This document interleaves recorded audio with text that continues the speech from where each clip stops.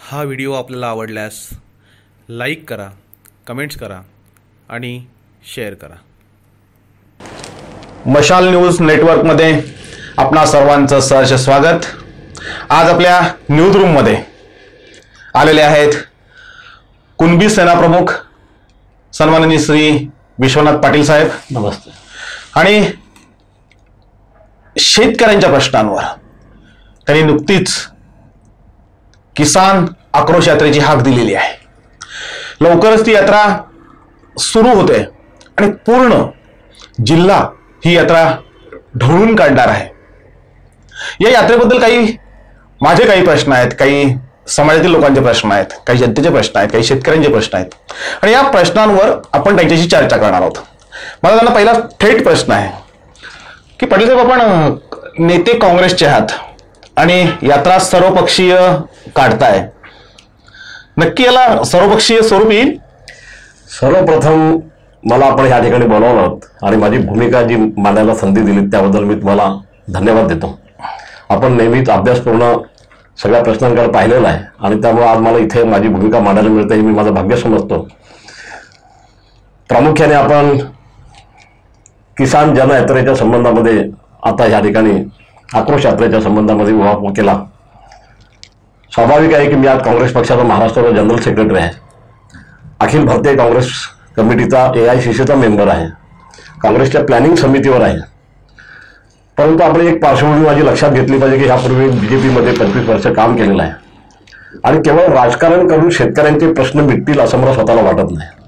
मुळात माझा जन्मच शेतकरी कुटुंबामध्ये झालेला आहे, त्यामुळे शेतकऱ्यांच्या कुठल्याही प्रश्नांच्या संबंधामध्ये, आदिवासींच्या प्रश्नांच्या संबंधामध्ये मी अतिशय आक्रमक भूमिका गेल्या 42 वर्षापासून घेतलेली आहे।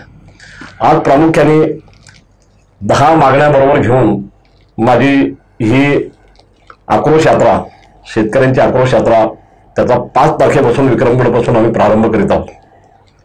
विक्रमगडपासूनच प्रारंभ त्याला का करतो तर कुणबी सेनेची स्थापनाच विक्रमगडला मी केली होती आणि ज्यावेळेला ती स्थापना केली होती त्यावेळेला मी जनतेला समजावून सांगितलं होतं की एक शेतकरी आणि कष्टकऱ्यांसाठी जात विरहित मोठं व्यासपीठ मी निर्माण करतोय आणि ह्या व्यासपीठावरून शेतकऱ्यांच्या प्रश्नांच्या संबंधामध्ये मी अत्यंत आक्रमक भूमिका घेणार आहे।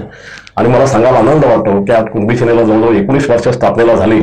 या 19 वर्षामध्ये मी जनसामान्यांच्या प्रश्नाला घेऊन जमीन, पाणी, रोजगार आणि विकासाच्या प्रश्नावर सातत्याने लढाई केलेली आहे। आता ही लढाई अतिशय निर्णायक अवस्थेला आलेली आहे असं मला वाटतं, कारण शेतकरी पूर्णपणे डुबलेला आहे। आपल्याला माहित असेल की गेल्या वर्षी जून महिन्यामध्ये ज्यावेळेला शेतकऱ्यांनी, मागच्या जून महिन्यामध्ये शेतकऱ्यांनी संप केला, तो संप झाल्यानंतर 2च दिवसामध्ये सरकारने तो संप मोडून काढण्याचा प्रयत्न केला। त्यावेळेला मी स्वतः पुढाकार घेऊन ह्या महाराष्ट्रातल्या 40 शेतकऱ्यांच्या संघटना आम्ही एकत्र केलं। त्यावेळेला धान्य उत्पादन करणारा शेतकरी, त्यानंतर सोयाबीन उत्पादन करणारा शेतकरी, कापूस उत्पादन करणारा शेतकरी, द्राक्ष उत्पादन करणारा शेतकरी, डाळिंब उत्पादन करणारा सगळ्या शेतकऱ्यांच्या संघटना एकत्र झाल्या आणि सगळ्यांनी ही भूमिका घेतली का आता शेतकरी पूर्णपणे महाराष्ट्रभर कोलमडलेला आहे आणि कोलमडलेल्या शेतकऱ्याला आधार देण्याच्या दृष्टिकोनातून जर काही पावलं उचलली नाही कर्जमुक्तीसारखी तर शेतकऱ्यांच्या आत्महत्येच्या प्रमाणामध्ये ह्यापेक्षाही वाढ होण्याची शक्यता आहे। परंतु सरकारने नीट लक्ष दिलेलं नाही, अनेक जाचा काठी टाकल्या, त्यामुळे आज मितीला देखील पूर्णत्वाने कर्जमुक्ती मिळालेली नाही आणि हा ढासळलेला शेतकरी हा अधिक ढासळायला लागलेला, कारण गॅट करार सही झाल्यापासून परदेशी माल आपल्या देशामध्ये आयात व्हायला लागला आणि हा परदेशी माल आयात झाल्यानंतर त्याच्यावर कुठल्याही प्रकारचे निर्बंध न राहिल्यामुळं आपण नांगरधारी शेतकरी आहोत आणि दुसरा परदेशातला शेतकरी हा अत्याधुनिक शेती लावणारा शेतकरी आहे। जी वस्तू तो 10 रुपयात बनवू शकतो ती वस्तू आपण 20 रुपयात पण बनवू शकत नाही आणि त्यांचा माल या ठिकाणी फळांपासून फळांपर्यंत, धान्यापासून सगळ्या गोष्टी इकडे जर परदेशातून यायला लागल्या तर इथला शेतकरी कोलमडणं ही स्वाभाविक आहे। परंतु राजकीय पक्षानं त्याची तमा राहिलेली नाही। सुदैवाने आज विरोधी पक्षांनी शेतकऱ्यांची चळवळ फार मोठ्या प्रमाणात उचललेली आहे, परंतु त्याला अधिक बळ देण्याच्या दृष्टिकोनातून आम्ही शेतकऱ्यांच्या ज्या संघटना चालवतो तर आमचं हे कर्तव्य बनतं की त्याला व्यापक स्वरूप देऊन अधिक बळ द्यावं आणि असलेला असंतोष आहे तो असंतोष बाहेर आणावा। प्रामुख्याने आता आपण कोकणाचा विचार करू की ज्या ठिकाणी आपण ही रथयात्रा घेऊन जाणार आहोत, आक्रोश यात्रा, तर आपण भात उत्पादक शेतकरी आहोत। आपल्याकडे एकच पीक येतं, आपल्याकडे इरिगेशन नाही, आपल्याकडे जेवढे प्रोजेक्ट येतात तेवढ्या प्रोजेक्टला पाणी काढून आपण मुंबईला देतो किंवा शहरांची वाढती जी भूक आहे त्याला पाणी पुरवलं जातं, परंतु स्थानिक नैसर्गिक संपत्तीवर हा स्थानिकांचा अधिकार असतो आणि तो अधिकार डावललेला आहे. 50% वाटा धरणांच्या पाण्याचा आम्हाला मिळाला पाहिजे, आमची जमीन एरिकेटेड झाली पाहिजे. यापुढे आम्ही अशी जमीन लावू शकत नाही. याचं कारण असं आहे की उत्पादन खर्चावर आधारित भाव शेतमालाला वर्षानुवर्ष मिळाले नाही. भाताचा दर कधीच वाढला नाही, उलट मजुरीचे दर वाढले, बियाण्यांचे दर वाढले, खतांचे दर वाढले आणि त्याचा मेळ बसत नसल्या कारणाने शेतकरी पूर्णपणाने कर्जामध्ये डुबला गेला. आणि डुबलेल्या शेतकऱ्यांनी आज निम्म्याच्या वरती ह्या कोकणामध्ये जमीन विकली गेलेली आहे. आणि कुठेतरी शिक्षणाकडे नवीन पिढीने कल घेतला, परंतु आज शिक्षण घेऊन देखील त्याला नोकरी नाही, ही अवस्था तयार झालेली आहे. नाही, माझा प्रश्न असा होता की तुम्ही नेते काँग्रेसचे आहात. मी यात्रेचं पत्रक वाचलंय, त्या पक्षामध्ये तुम्ही सर्वपक्षीय त्याला कल देण्याचा प्रयत्न केला की सर्वपक्षीय लोक या आंदोलनामध्ये उतरतील. मी ज्या वेळेला कुणबी सेनेचा पाठिंबा काँग्रेसला डिक्लेअर केला त्याच वेळेला मी काँग्रेस पक्षाला म्हणालो होतो की मी कुणबी सेनेचं अस्तित्व स्वतंत्र ठेवलेलं आहे. ओके. आणि ते आजही लोकांना असं वाटतं की कुणबी समाजासाठीच विश्वनाथ पाटील म्हणतात आणि त्यामुळे त्या प्रकारच्या आंदोलनाला एक प्रकारची मर्यादा आहे. ती मर्यादा सोडण्याच्या दृष्टिकोनातून मी जे मांडलंय त्या मांडण्याशीच मी स्टिकअप राहणार आहे. याचं कारण असं आहे की शेतीवर आधारित जे जे घटक आहेत, समाज घटक आहेत, म्हणजे आज प्रामुख्याने आपल्या ठाणे जिल्ह्याचा किंवा पालघर जिल्ह्याचा विचार केला तर प्रामुख्याने आदिवासी, आगरी, कुणबी, भंडारी असे हे सबंध समाज जे आहेत, वाडवळ समाज आहे, हे सबंध समाज शेतीवर आधारित आहेत. आणि आपल्या ठाणे जिल्ह्यामध्ये इरिगेशन नाही, एकाच पिकावर आपण अवलंबून आहोत आणि एकाच पिकावर अवलंबून असल्यावर भात शेतीवरच आपण अवलंबून आहोत. कधी पाऊस जास्त पडतो, कधी पाऊस कमी पडतो आणि त्यामुळे आज सगळ्या शेतकऱ्यांचा, समस्त शेतकऱ्यांचा हा प्रश्न तयार झालेला आहे. आणि त्यामुळे आक्रोश यात्रेला केवळ पॉलिटिकल स्वरूप देण्यापेक्षा सामाजिक स्वरूप द्यावं आणि वर्गीय एकजूट करून, वर्गीय एकजूट, सगळ्या समाजांची वर्गीय एकजूट करणं हे मी माझं कर्तव्य समजतो. कारण गेल्या 42 वर्ष मी चळवळीशी प्रामाणिक राहून सगळ्या सामाजिक घटकांना मी एकत्रित करण्याचा कसोशीने प्रयत्न केलेला आहे. आणि माझ्या दृष्टिकोनातून हे आंदोलन एक अत्यंत आक्रमक आंदोलन आणि सरकारला जाग आणणारं आंदोलन ठरेल. आणि त्या दृष्टिकोनातून सगळ्या समाजाच्या लोकांना मला जोडणं आवश्यक वाटलं. मी याला सर्वपक्षीय नाही म्हटलं. याचं कारण असं आहे की सर्वपक्षीय लोक पक्ष म्हटला की त्यांच्या काही मर्यादा येत असतात. ओके. आयत्या गर्दीसमोर येऊन भाषणं करणारे पुढारी मला माहित आहेत. कृतीमध्ये उतरणाऱ्या माणसांची मला गरज आहे. आणि सगळे सामाजिक घटक जर एका विषयावर एकत्र आले तर मला निश्चितपणे माहिती आहे की मला काँग्रेस पक्ष देखील याच्यात विरोध करेल असं मला वाटत नाही. पण आता ह्या पूर्ण यात्रेमध्ये म्हणजे ती 5 तारखेला यात्रा सुरू होते, आता जी मेहनत करताना दिसत आहेत किंवा आपलं पत्रक वाटणं असेल, प्रचार करणं असेल, हे फक्त कुणबी सेनेचे कार्यकर्ते त्याच्यामध्ये सहभागी झालेले दिसतात. म्हणजे दुष्काळ हा कुठल्या पक्षाचा किंवा कुठल्या समाजाला घेऊन आलेला नाहीये, ते तर सर्वांसाठीच आहे दुष्काळ. मी मगाशी ज्या ज्या घटकांचा तुम्हाला मी उल्लेख केला, माझा हा प्रयत्न चालू. पत्रक आता बाहेर पडलं, 2 दिवसापूर्वी पत्रक बाहेर पडलेलं आहे. नो डाऊट कुणबी सेनेची एक मोठी घडी आहे व आंदोलन करण्याच्या याच्यामध्ये कुणबी सेनेची कार्यकर्त्यांची एक मोठी घडी आहे. पण कार्यकर्त्यांनाही बाजूला ठेवून मी समस्त समाजांना हाक दिलेली आहे. मला खूप मोठा प्रचंड प्रतिसाद मिळालेला आहे. विशेष म्हणजे आदिवासी समाजाने फार मोठा प्रतिसाद दिला. आता विक्रमोर्त पत्रक ज्यावेळेला समजेल तुम्हाला 2 दिवसापुढे बाहेर होईल तर कोकणा समाज, वारली समाज, ठाकूर समाज, कातकरी समाजाने सगळ्यांनी पाठिंबा दिला.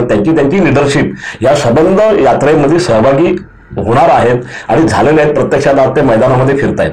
दुष्काळ जाहीर न होण्याचं नेमकं कारण काय? हे राजकीय कारण आहे आणि लोकप्रतिनिधींना आपली कुठल्याही प्रकारची तमा राहिलेली नाही शेतकऱ्यांची. प्रामुख्याने मुंबईच्या लगतचं जे राजकारण झालं आता चालू आहे, हे बिल्डर लॉबी इथे हवी आहे, भांडवलदार हवे आहेत. आज ह्या ठिकाणी ज्या पद्धतीने जमिनीचं संपादन चाललेलं आहे, रेल्वेसाठी, हायवेसाठी, त्याच्यानंतर तुमच्या कालव्यांसाठी ओव्हरहेड वायर, त्याच्यानंतर तुमच्या हा गॅस पाईपलाईन, ज्या पद्धतीने जमिनी घ्यायला लावलेल्या आहेत, शेतकऱ्यांशी थेट संवाद सरकारचा काहीच नाही. भांडवलदारांनी आज दलाल नेमलेले आहेत आणि ते दलाल शेतकऱ्यांची किंमत ठरवतात. एकेका घरामध्ये 2-2 भाग करून टाकलेले आहेत त्यांनी. नुकसान भरपाई देताना सरकारने कुठेतरी इनिशिएटिव्ह घेतला पाहिजे. तो इनिशिएटिव्ह घेतलेला नाही त्यांनी. शेतकरी कष्टकरी बचाव आंदोलन असं तुम्ही त्याच्यामध्ये सांगितलंय. म्हणजे शेतकरी आणि कष्टकरी दोन्ही वर्ग उद्ध्वस्त झालेले आहेत. शेती उद्ध्वस्त झाली त्यामुळे कष्टकरी वर्ग पण उद्ध्वस्त झाला. आज परिस्थिती अशी आहे की इको सेन्सिटिव्ह झोनच्या नावाखाली दगड काढायला बंदी, माती काढायला बंदी, विटा काढायला बंदी. त्याच्यानंतर अशी परिस्थिती तयार झाली तर मग कष्टकरी वर्ग तरी कसा जगणार? आज एक प्रकारचा वीट व्यवसाय जो आहे, हा व्यवसाय प्रामुख्याने कुणबी आणि आगरी समाजाचे लोक करत असले तर त्याच्यावर काम करणारा जो घटक आहे तो संबंध आदिवासी वर्ग आहे. आणि त्यानंतर बैलगाडीला काम मिळतं, त्याच्यामध्ये एक प्रकारची सायकल आहे, त्याच्यामध्ये मातीचे पैसे मिळतात, त्याच्यामध्ये दगडाचे पैसे मिळतात. आणि हे असे जर सगळ्या बंद्या टाकून आम्हाला नष्ट करण्याचा हा प्रकार आहे की काय? एक तर शेती उद्ध्वस्त झाली, त्याच्यामुळे हे सर्व शेतकरी कष्टकरी वर्ग उद्ध्वस्त झालेला आहे. आणि हे उपधंदे करून आम्ही कुठेतरी जगतो, तर तेही आम्हाला जमून देत नाही तुम्ही. आज घर बांधायची पंचायत झाली, आज गवंडी कामामध्ये हजारो आदिवासी वर्ग त्याच्यामध्ये मजुरी करतो. आज त्यांना देखील काम मिळेल असं झालेलं आहे. सरकारचं काम पण कसं करणार हे लोक? शेतकऱ्यांचा जो प्रश्न आहे तो प्रश्न वर्षानुवर्षाचा आहे, पण ह्या जिल्ह्यामध्ये कुठलंही असं आंदोलन उभं राहिलं नाही की जे शेतकऱ्यांच्या हिताचं असेल. आता निवडणुका समोर आहेत आणि निवडणुका डोळ्यासमोर ठेवून ही यात्रा आहे की काय अशी शंका घ्यायला पाटील, मी ज्या वेळेला कुंभी सेना काढली त्यावेळेला मी पहिल्यांदा म्हणालो होतो का पहिलं माझं आक्रमण मुंबईच्या नगरपालिकेच्या संबंध पाणी पुरवठ्याच्या पाईपलाईनवर असेल. 100 वर्षापूर्वी जमिनी घेतल्या, लोकांना विस्थापित केलं, मुंबई पोचण्याचं काम आम्ही केलं, परंतु तिथल्या लोकांना प्यायला पाणी मिळालं नाही. मी अथकपणे तिथली लढाई केली आणि ती यशस्वी केली. आज 82 गावाला प्यायला पाणी मिळालं, 800 लोकांना नोकऱ्या मिळाल्या. कर्जमुक्तीचा मी लढा घेतला होता. शरद पवारांना मी पाठिंबा दिला 2005 साली. माझ्या व्यासपीठावर शरद पवार स्वतः आले होते. त्यानंतर कर्जमुक्ती शेतकऱ्यांची आम्ही करून घेतली. त्याच्यानंतर मी जमीन पाणी रोजगारच्या प्रश्नावर आदिवासी लोकांना बरोबर घेऊन किंबहुना लाल बावट्यासारख्या पक्षाच्या बरोबर वेळ प्रसंगी हात मिळवणी करून मला त्याच्यात एकच उद्देश होता की जी आदिवासीची दुःख आहेत तीच कुणब्याची तीच आग्र्याची आहेत आणि म्हणून हे संबंध भूमिपुत्र घटक जे आहेत हे एकत्रित करून सातत्याने लढाई मी केलेली आहे. त्यामुळे निवडणूक डोळ्यासमोर ठेवून मी काही करतो का तर तो आरोप मला मान्य होणार नाही. दुसरी गोष्ट अशी का ज्यावेळेला समृद्धी मार्गाच्या निमित्ताने ज्यावेळेला लष्कर आणलं गेलं गावामध्ये, रॅपिड ऍक्शन फोर्स वापरला गेला, महिलांवर अत्याचार झाले, मारहाण झाली महिलांना, त्याच वेळेला हेच विश्वनाथ पाटील हीच कुणबी सेना लोकांच्या मदतीला धावून आली होती. आम्ही लढे उभे केलेले आहेत हे सगळ्यांना माहित आहे. तुम्ही तर काँग्रेस पक्षाचे आहात, निवडणुका तोंडावर आहेत, तुम्हाला काँग्रेस पक्षाचं तिकीट मिळेल का? मला त्याच्यात काही शंका आहे असं मला वाटत नाही. याचं कारण असं आहे की मागच्या वेळेला काँग्रेस पक्षाने मला जी काही उमेदवारी दिली होती ते काँग्रेस पक्षाने 3 राष्ट्रीय नियम माझ्यासाठी बदलले होते. ओके, त्यातला मी ओरिजिनल काँग्रेस पक्षाचा नाही, माझे वडील काँग्रेसमध्ये होती, गोष्ट खरी आहे. पण असं असताना केवळ माझी चळवळ बघून पृथ्वीराज चव्हाण साहेबांसारख्या माणसांनी, नेत्यांनी, त्याच्यानंतर मोहन प्रकाशजींनी, जे आमचे केंद्रीय निरीक्षक होते, त्यांनी माझी संबंध माहिती राहुल गांधींपर्यंत पोहोचवली आणि देशातले 3 राष्ट्रीय नियम बदलून मला त्यावेळेला तिकीट दिलं गेलेलं आहे. आणि 3 नियमामध्ये असलेल्या खासदाराला घरी बसवलं. त्याच्यानंतर मी बाहेरचा असताना मतदारसंघाचे, अर्थात माझं काम फार मोठं आहे ठाणे जिल्ह्यामध्ये, हे सगळ्यांना माहित आहे. असं असताना मला तिकीट मिळालं आणि लगेच आलेल्या माणसाला लोकसभेचं तिकीट कोणी कधी कुठला राजकीय पक्ष देत नसतो. त्यावेळेला काँग्रेस पक्षाची सत्ता असताना मला तिकीट दिलं गेलं आणि मला सांगायला अतिशय अभिमान वाटतो का माझा पराजय जरी झाला असला तरी माझा परफॉर्मन्स अतिशय चांगला झालेला आहे. मोदींची मोठी लाट असताना देखील कष्टकरी, शेतकरी आणि इतर धर्माच्या लोकांनी माझ्याबरोबर राहून मला 3,10,000 मतं दिली होती. आणि संबंध याच्यामध्ये 3 लाख मतं मिळवणाऱ्यांमध्ये फक्त 3 खासदार आहेत काँग्रेसमध्ये, त्याच्यात माझा समावेश होतो. आणि मतांच्या मेरिटवर मला जे काही म्हणजे तिकीट नाकारण्याचा विषय येत नाही. शिवाय लोकसभेच्या निवडणुकीनंतर माणूस नाराज होऊन घरी बसतो किंवा निवडणूक हारल्यानंतर माणूस घरी बसतो. मी घरी कधीच बसलो नाही. मी इथल्या आदिवासींमध्ये आणि बिगर आदिवासींमध्ये एक फार मोठा म्हणजे दरार पडत होती पेसा कायद्याच्या निमित्ताने. मी तो प्रश्न योग्यरित्या मांडून मोठं आंदोलन केलं, सगळ्यांना माहित आहे. आदिवासींना बरोबर घेऊन आम्ही रोजगाराचे प्रश्न लढलेलो आहोत. कधी सीपीएमचं आंदोलन झाला तर कुपोषणाच्या विषयावर इथं मंत्र्यांच्या बंगल्यावर मोठा घेराव घालण्यात आला होता. त्यावेळेला लक्षावधी माणसं जमलेली असताना परत्या पाण्यामध्ये कम्युनिस्ट पक्षाने मला बोलून त्या ठिकाणी मलाही प्रबोधन करायला लोकांना दिलं. एक मोठा जनाधार माझ्या पाठीमागे आहे आणि तो जनाधार कोणाला नाकारता येणार नाही. आणि त्यामुळे माझ्याकडे जनाधार असल्यामुळे मला तिकीटाची काही शंका आहे असं मला वाटतं. तुम्ही निवडणूक लढवायची तयारी केली आहे? अर्थातच, कारण मागच्या वेळेला जे तिकीट दिलं होतं ते मला राहुल गांधींनी येऊन दिलं होतं. माझ्याच सभेमध्ये त्यांच्यावर जी केस झालेली RSSने केलेली केस ती माझ्या सभेमध्ये झाली होती. आणि माझ्याकडे मी जो काँग्रेसमध्ये आज आहे त्यांच्या विचारधारेवर माझं प्रेम आहे. जी विचारधारा ह्या देशातल्या सगळ्या कष्टकरी आणि शेतकरी वर्गासाठी आहे. गेल्या 4 वर्षापासून या देशामध्ये मोदींचं राज्य आहे, परंतु आज लोकांना हे राज्य आमचं आहे असं वाटत नाही. कष्टकरी वर्ग, शेतकरी वर्ग अत्यंत नाराज आहे.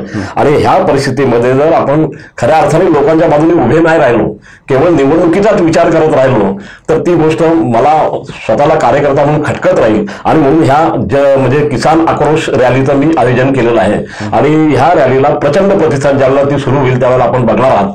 ही रॅली साधारणपणे प्रत्येक जिल्हा परिषद गटामध्ये मी जनतेच्या प्रबोधनासाठी सभा ठेवलेल्या आहेत. आणि अनेक मोटरसायकल स्वार स्वतःच्या पैशाने म्हणजे स्वतःचं तन मन धन अर्पण याच्यात उतरणार आहे. माझा एक दुसरा प्रश्न असा होता की काँग्रेसच्या जी पदं आता वाटली जातात, जे पदाधिकारी होत आहेत, ते कुणबी सेनेचे जे कार्यकर्ते होते ते आता काँग्रेसचे पदाधिकारी होतात. हे मागचं नेमकं कारण काय? म्हणजे काँग्रेसमध्ये आपण कुणबी सेना विलनीकरण करताय की काँग्रेस पक्षावर कब्जा करताय? मला असं वाटत नाही. कसं आहे, मी काँग्रेसची विचारधारा म्हणजे स्वीकारली, हे हजारोंच्या साक्षीने केलेलं आहे. आणि ज्या वेळेला मी 20 वर्ष स्वतःच्या बळावर संघटना चालवून बघितली, केवळ सामाजिक संघर्ष करून फायदा नाही, संघर्ष करून फायदा नाही. शेवटी तुम्हाला कुठेतरी जे राष्ट्रीय पक्ष आहेत त्यांच्याबरोबर समन्वय ठेवून तुमचे समाजाचे प्रश्न जर सोडवायचे असतील तर तुम्हाला सत्तेमध्ये गेलं पाहिजे. केवळ कुणबी सेनेच्या याच्यावर उभं राहून आम्ही काही राजकीय यश नाही काढू शकत, कारण एखाद्या समाजाला बरोबर घेऊन लढाई नाही होऊ शकत. आणि मी जो मूळ मुद्दा मांडलेला आहे शेतकऱ्यांच्या बाबतीतला, की शेतकरी ही एक जात आहे आणि त्या जातीत आम्ही सगळे मोडतो. सगळे ओबीसी वर्ग, कष्टकरी वर्ग जो आहे ना, हा आम्ही शेतकरी हा एक जातीच्या भोवती मला गोळा करायचा. एक मोठी शक्ती, मोठं शेतकऱ्यांचं व्यासपीठ या महाराष्ट्रामध्ये, देशामध्ये उभं राहावं. सुदैवाने आज राष्ट्रीय स्तरावर त्याची दखल घेतली जाते आणि मोठ्या राष्ट्रीय पक्षांकडून आपल्याला माहिती आहे की बुद्धदेव भट्टाचार्य माझ्या घरी आलेले आहेत, स्वतः शरद पवार माझ्या व्यासपीठावर आलेले आहेत, स्वतः पृथ्वीराज चव्हाण साहेबांनी अख्खं गव्हर्नमेंट माझ्या व्यासपीठावर आणलं होतं. आणि पूर्वीची जी बीजेपी होती ते पण माझी ताकद लक्षात घेऊन आहेतच. नाही, माझं म्हणणं कुणबी सेना विलनीकरण करताय? नाही, विलीनीकरण करण्याचा कुणबी सेना स्वतंत्र नसते तर ही आक्रोश यात्रा मी स्वतंत्ररित्या काढू शकलो असतो का? मुळीच नसतो काढलो. त्याच वेळेला मी वरिष्ठांशी निर्णय केलेला आहे की कुणबी सेना ही स्वतंत्र बॅनर खाली निवडणूक लढणार नाही, कारण तो जातीवाद होतो. बरोबर, एक कुणबी समाजालाच ललकारल्यासारखं होतं, त्याच्यामुळे निवडणुकीत यश तर मिळतच नाही, पण इतर समाज देखील बाजूला जातात ना. मग असे प्रश्न जर सगळ्यांचे कॉमन समान किमान अजेंडा घेऊन जर आम्ही उतरलो तर निश्चितपणानं सगळे वर्ग एकत्र होतील याची मला खात्री आहे. नाही, पदाधिकारी कुणबी सेनेचे काँग्रेसचे पदाधिकारी होत आहेत. व्हायला पाहिजे. काही काही लोकांना राजकीय ॲम्बिशन्स असतं, कोणाला वाटतं ना पंचायत समिती मेंबर झालो पाहिजे, सरपंच झालो पाहिजे, कोणाला आमदार व्हायला पाहिजे, कोणाला खासदार व्हायचं. त्यांचे रस्ते कसे रोखणार तुम्ही? काही काळ आम्ही हे पण करून बघितलं, पण त्याचा फायदा इतर लोकांना मिळायला लागला, समाजातल्या इतर नेत्यांना मिळाला आणि त्याच्यामुळे त्यांना मोठी मोठी पदं मिळाली. का तर कुणबी कार्ड तयार झालं होतं आणि त्या कार्डाला खुश करण्यासाठी म्हणून बऱ्याच लोकांनी पदं लागलेत, ज्यांचा ह्या मुवमेंटच्या बरोबर काही संबंध नाही, अशी माणसं आहेत. मग त्यापेक्षा माझा कार्यकर्ता एखाद्या राजकीय पक्षात जाऊन मोठा झाला तर मला वाईट वाटण्याचं कारण नाही. अर्थात मी काँग्रेसची विचारधारा म्हणजे स्वीकारलेली आहे, तर माझ्या कार्यकर्त्यांनी काँग्रेसमध्ये जाऊन काम करावं आणि तिथे पदं घ्यावीत ना, त्याच्यात काय बिघडलं त्याच्यात. शेवटचा प्रश्न, जे मराठा आरक्षणचं प्रश्न जर चिघळतो, एक मोठं संकट कुणबी समाजावर आलेलं आहे मला असं वाटतं. कारण वर्षानुवर्ष कुणबी समाज हा मागासले पण त्यांनी पाहिलेलं आहे. म्हणजे मी आम्ही पण चटके सहन केलेले आहेत, तुम्ही चटके सहन केलेले आहेत. आज मराठा समाज आम्हाला मुली तर देत नाही कुटुंबांना, मग ते आमच्या जातीचे कसे, हा मुद्दा येतो. कोकणामध्ये खोत सगळे मराठा आहेत, त्यांनी जमीन अजून नावावर करून दिलेलं नाही आमच्या. आणि स्पष्टपणानं 1982 साली ज्यावेळेला शामराव पेजेंच्या अध्यक्षतेखाली जी समिती तयार झाली होती त्याच्यामध्ये श्रीकांत जिचकार होते, त्याच्यामध्ये शांतारामभाऊ घोलप होते, त्यांना 3 IAS अधिकारी देण्यात आले होते. त्यांच्या समितीने जो अभ्यास केला त्यात असं म्हटलेलं आहे समारोपामध्ये की कुणबी समाजाची कोकणातली स्थिती ही महार, मांग, आदिवासी समाजातल्या शेवटच्या घटकापेक्षाही वाईट आहे, त्यामुळे त्यांना स्वतंत्र आरक्षण देण्यात यावं. आज आम्हाला ओबीसी मध्ये घातलेलं आहे. ओबीसी मध्ये पण आमच्यावर अन्याय होतो, कारण ओबीसी मध्ये 388 जाती आहेत.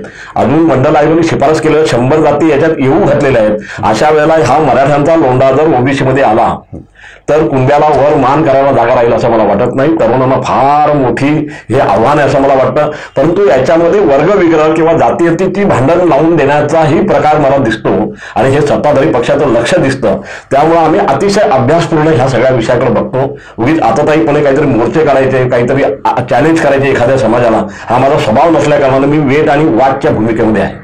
महाराष्ट्र सरकारने जरी समजा त्यांना जरी ओबीसी मध्ये घुसवलं तरी कोर्टाच्या कुठल्याही याच्यावर निर्णयावर हे निकष टिकणार नाही. याचं कारण असं आहे की मराठ्यांचं स्वतंत्र आरक्षण हे घटनेच्या विरोधात आहे. धन्यवाद मित्रांनो.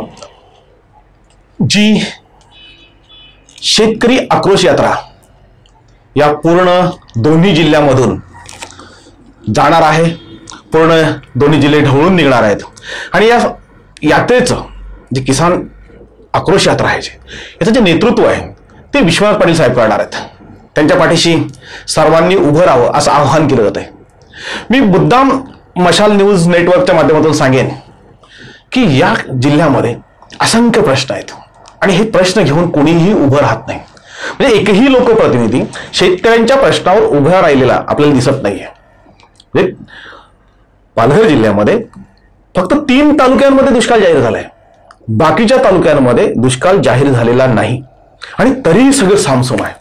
ही सगळी झोपलेली माणसं पेटवण्याचं काम, चेतवण्याचं काम ही किसान यात्रा करणार आहे. मी विश्वास पाटील साहेबांना धन्यवाद देईन की शेतकऱ्यांच्या प्रश्नांवर त्यांनी हा जो लढा उभारलाय त्याला नक्कीच यश मिळेल. सर्वांनी या यात्रेमध्ये सहभाग घेऊन जर या यात्रेचा आवाज शासनापर्यंत पोहोचला तर मित्रांनो नक्कीच आपल्याला न्याय मिळेल. आज आमच्या स्टुडिओमध्ये विश्वास पाटील साहेब आले आणि त्यांनी सर्व प्रश्नांची उत्तर अगदी प्रामाणिकपणे दिलेली आहेत. मी त्यांना धन्यवाद देतोय आणि तुम्हा सर्वांनाही एक विनंती करतोय की ही जर मुलाखत तुम्हाला आवडली असेल तरी जास्तीत जास्त लोकांपर्यंत पोहोचवण्यासाठी आमचं हे चॅनल सबस्क्राईब करा. तुम्हाला जर मुलाखत आवडली तर ती लाईक करा, शेअर करा, हव्या तर कॉमेंट्सही करा. तुमच्या मनामध्ये जे प्रश्न असतील ते आमच्यापर्यंत पाठवा. आम्ही ते नक्कीच या जिल्ह्यातील नेत्यांपर्यंत पोहोचवू आणि त्यांच्याकडून त्यांची उत्तरं घेण्याचा प्रयत्न करू. तोपर्यंत धन्यवाद.